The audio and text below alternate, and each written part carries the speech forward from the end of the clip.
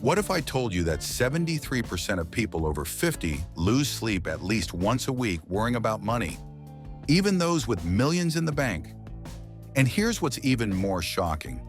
Research from Northwestern University shows that money anxiety actually peaks in your 50s and 60s, regardless of how much you've saved. Today, I'm going to reveal the 3 hidden psychological forces that create money anxiety after 50, why traditional financial advice makes it worse, and most importantly, the neuroscience-backed protocol that can finally set you free. This is Behavioral Wealth Lab, where we decode the psychology of money to help you build not just wealth, but peace of mind. Let's dive in. The paradox, and here's the cruel irony. You've likely never had more money than you do right now. Your net worth is probably the highest it's ever been. Yet you're more anxious about money than when you were broke at 25. Dr. Brad Klontz calls this the wealth paradox, and it's destroying the retirement dreams of millions. Think about Sarah, a 58-year-old executive I worked with. She had $2.3 million saved, owned her home outright, and could mathematically retire tomorrow. Yet she was taking Ambien to sleep and checking her portfolio 15 times a day. Or Robert, 63, who grew up in poverty, built a successful business, and now has $5 million in assets. He still buys generic groceries and panics when the market drops 2%. These aren't isolated cases. They're symptoms of a deeper psychological pattern that nobody talks about.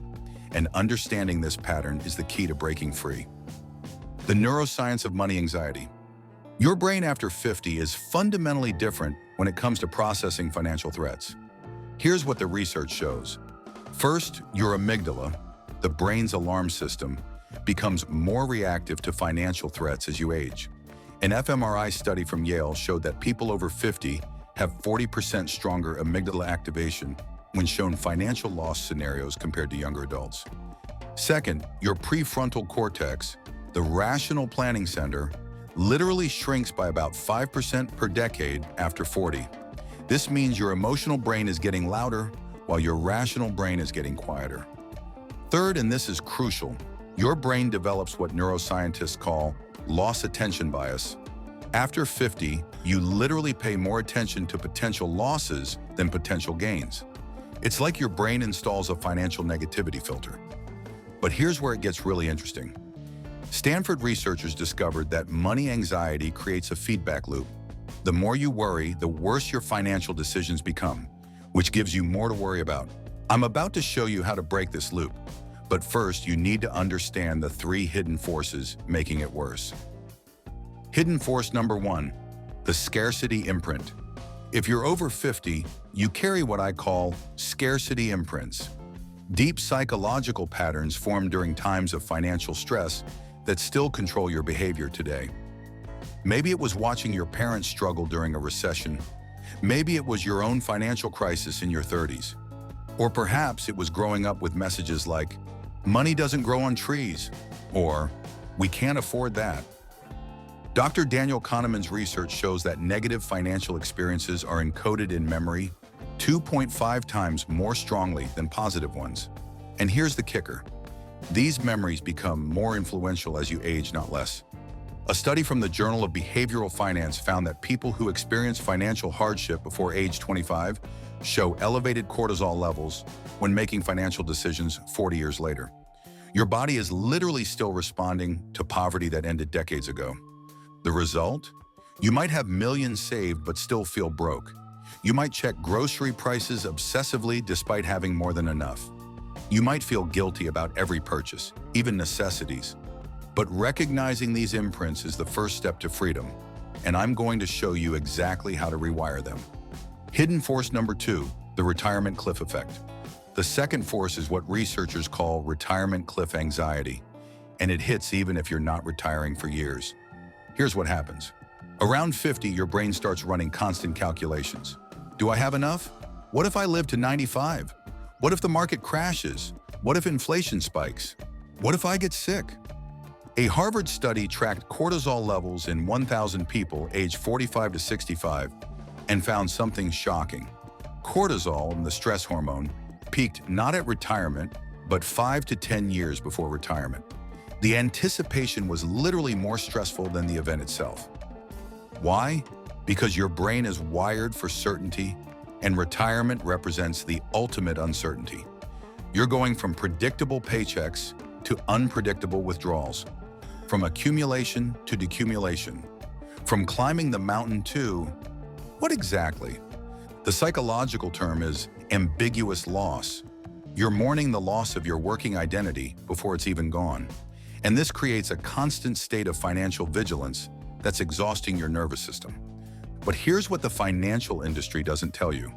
The way they present retirement planning actually makes this anxiety worse. All those Monte Carlo simulations showing a 15% chance of running out of money, they're triggering your amygdala without giving your prefrontal cortex anything useful to work with. Hidden force number 3, the comparison trap. The third force is the most insidious, social comparison on steroids. Social media has weaponized our natural tendency to compare ourselves to others. But after 50, this comparison takes on a desperate quality.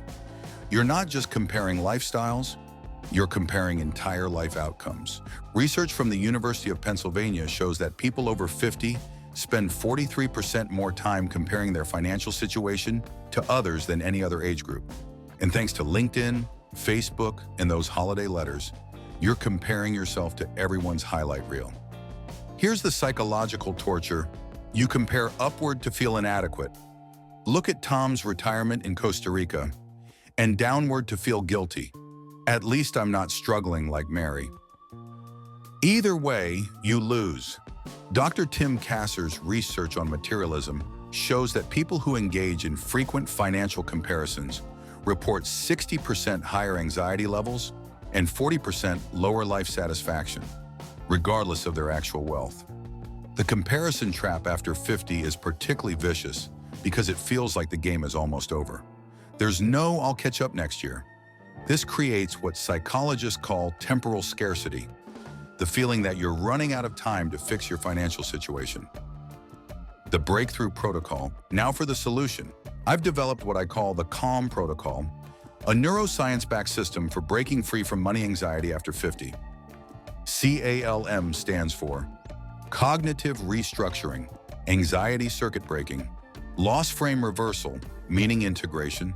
Let me break each one down with specific techniques you can use starting today. C. Cognitive restructuring.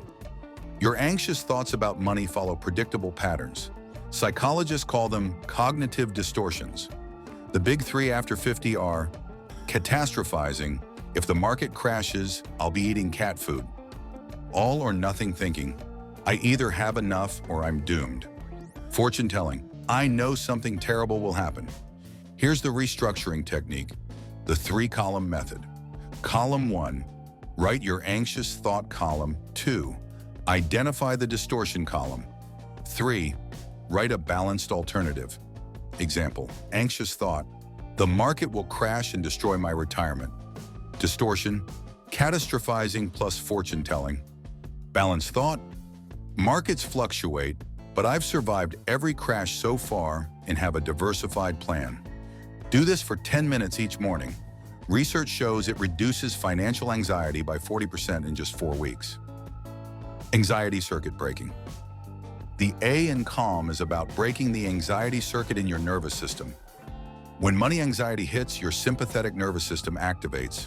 Heart racing, palms sweating, thoughts spiraling. Traditional advice says, just calm down, which is like telling someone having a heart attack to just stop.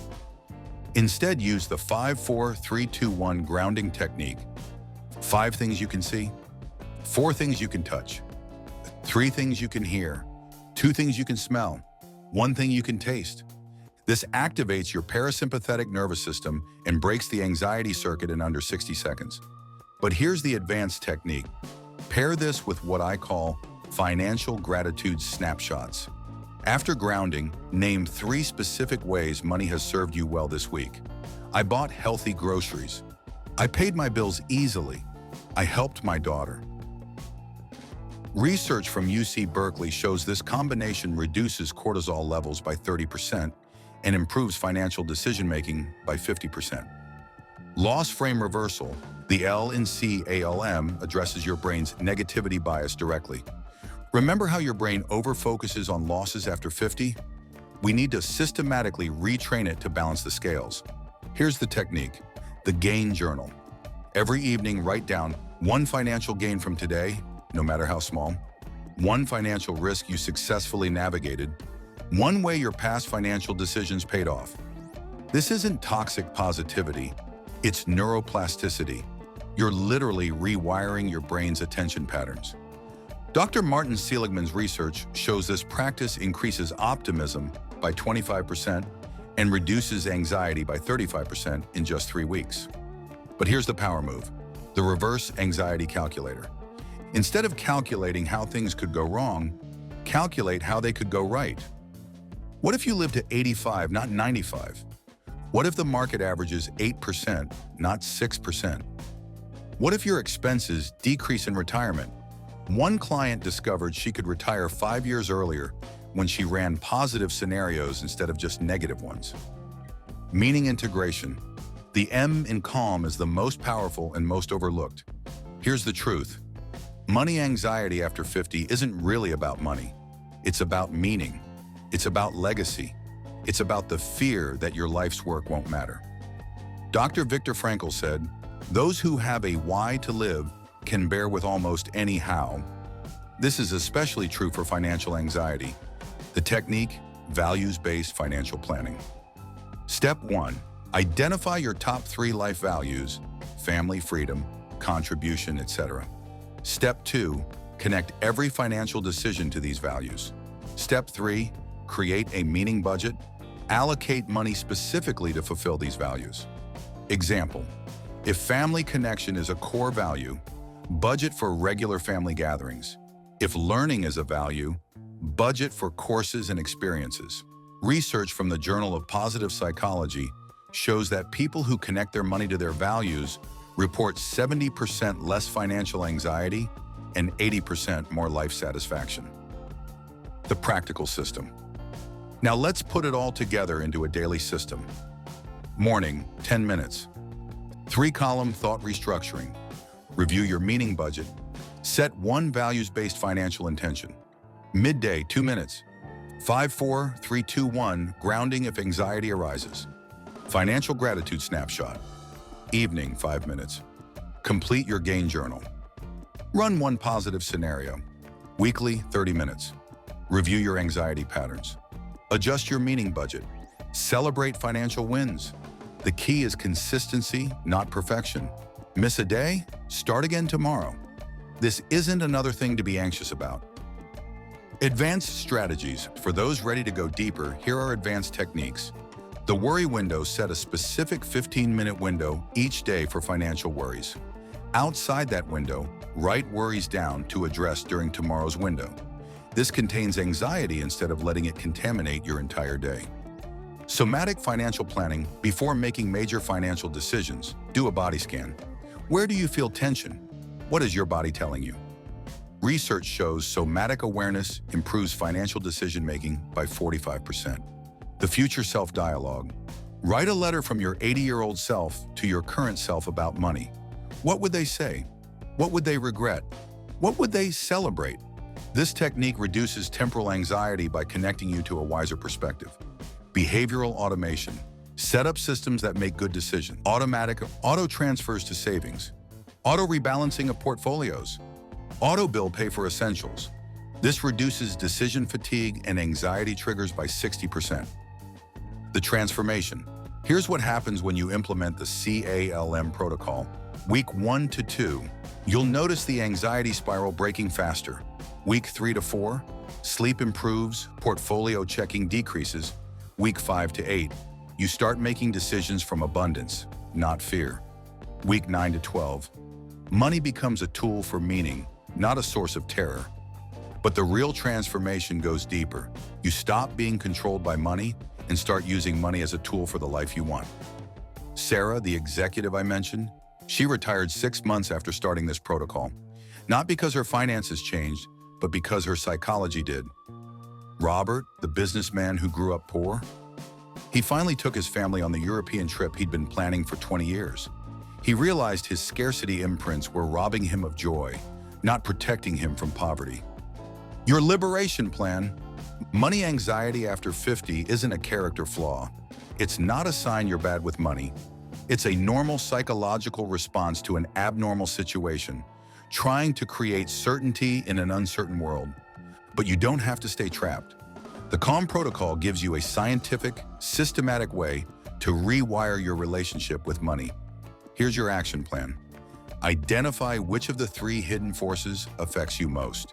Start with just the morning routine of the Calm Protocol. Track your anxiety levels for 30 days. Share this with someone else struggling with money anxiety. Because here's the final truth. Financial freedom isn't about having enough money. It's about being free from the fear of not having enough. If you found this valuable, watch my video on the 5 money scripts sabotaging your retirement. I'll show you the unconscious beliefs that drive 90% of financial mistakes after 50. This is Behavioral Wealth Lab. Remember, master your mind, master your money. What's your biggest money fear after 50? Share it in the comments. I read every one and often create videos based on your questions. Until next time, stay calm and carry on building wealth.